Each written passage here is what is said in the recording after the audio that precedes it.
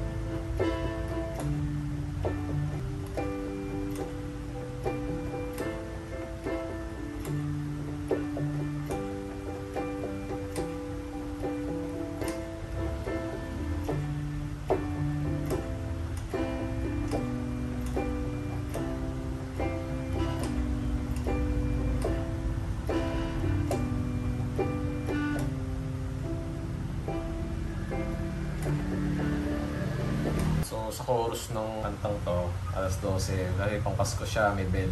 Tube bell ang ginamit natin. Zoom natin. Tube bell, number 27, chromatic percussion. So, Alas 12 na sinta.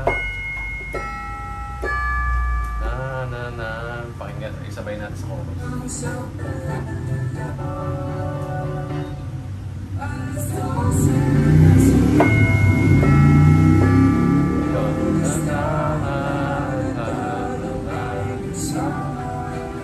Part kasi na ano yung chorus na may iba pang siyang bell na sound. So sa 17, pop this pad siguro yan. Basta yan, pop BLS pad. Yan. So pag chorus. Pag ito parang keyboard to lang. Parang background kasi siya. Tapos lipat ka na.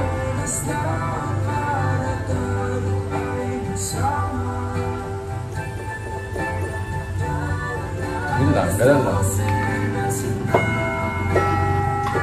Kaya mo rin lang.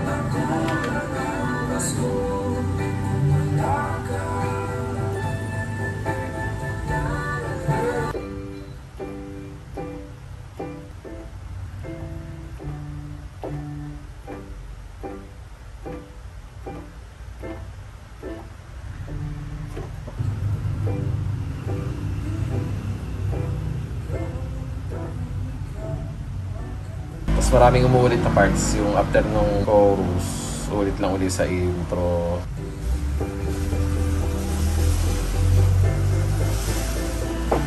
Mas maikli siya. Tapos, verse, papunta chorus, same pa rin yung bell at yung ang katabi.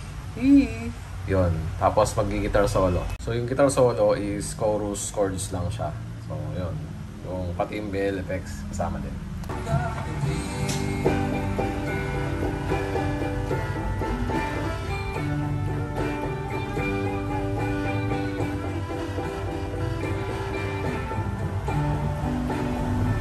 Apat na beses.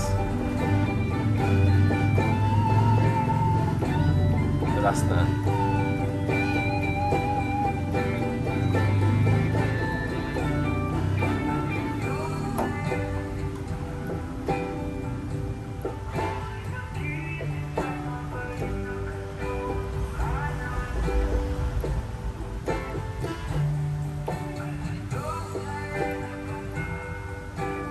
Sa pangatlong yun, may bell ulit.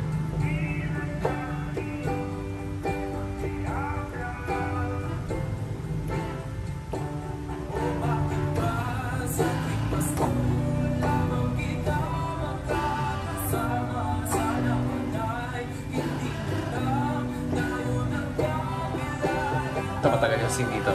Sana palagi. So yun, umulit siya ulit, diba? Ang katabi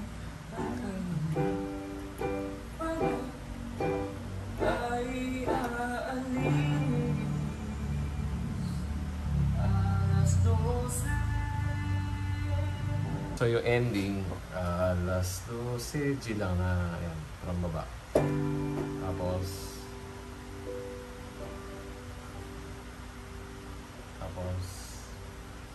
parang major 7 kasi yan naman. Ayan, natapos na naman tayo sa ito yung tutorial. Nakanta alas 12 ng Pop of Joe. Papansin nyo, pag-ulit na namin chords. Katuwa lang din kasi pampasko pala siya nakanta. Tapos, medyo hawigin siya. Hawigin lang ng konti sa kanta ng Ben and Ben na Bibingka. Maraming salamat sa iyong panonood po. See you sa mga next tutorial. Salamat again.